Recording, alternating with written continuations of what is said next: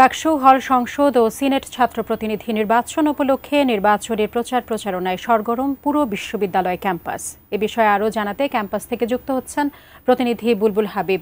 বুলবুল হাবিব, বিশ্ববিদ্যালয় ক্যাম্পাসে নির্বাচনী প্রচার প্রচারণা সরগরম আমরা জানিয়েছি আগেই, এই মুহূর্তে কি অবস্থা দেখতে পাচ্ছেন সেখানে জানাবেন।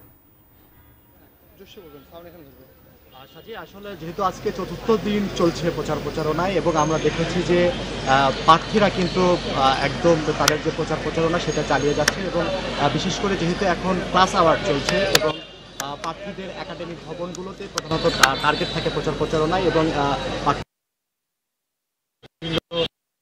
ভবনের পাশে যে চায়ের স্টলগুলো রয়েছেন সেখানে যারা ভোটার রয়েছেন তাদের কাছে যাচ্ছেন, কুশল বিনিময় করছেন, আসলে তাদের জন্য আসলে প্রত্যেকের তাদের নিজেদের জন্য আসলে ভোট চাচ্ছে।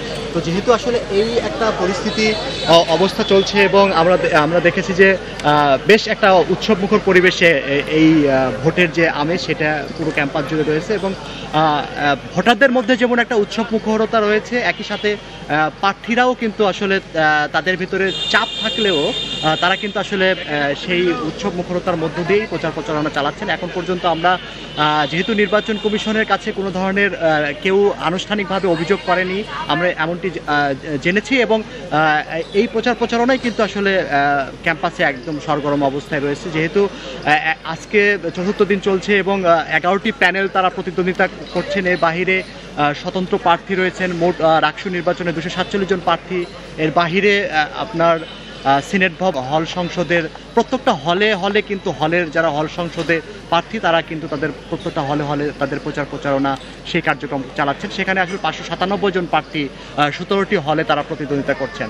অর্থাৎ আমরা দেখেছি আসলে পুরো ক্যাম্পাস জুড়ে আজকে যেহেতু আমরা সকালে এসেছি 10টার দিকে এসেছি এবং প্রচারণা চালানোর নিয়মও হচ্ছে সকাল 10টা থেকে রাত 10টা পর্যন্ত। অর্থাৎ একদিকে প্রার্থীরা তো নিজেরা প্রচার প্রচারণা চালাচ্ছেন, পাশাপাশি আমরা দেখেছি যে বাহিরও যারা সমর্থক গোষ্ঠী রয়েছে বা সমর্থক এবং যারা আসলে একটা প্যানেলকে বা একটা প্রার্থীর প্রচারণায় কাজ করছেন তারাও কিন্তু লিফলেট বিলি করছেন, তারা লিফলেট নিয়ে গিয়ে প্রচার প্রচার করছেন এবং ক্যাম্পাসে কিন্তু বিভিন্ন জায়গায় আসলে আমরা এরকমভাবে গ্রুপ ভিত্তিক আলাপ আলোচনা করতে দেখছি প্রার্থীদের এবং ভোটারদের সম্মিলিতভাবে।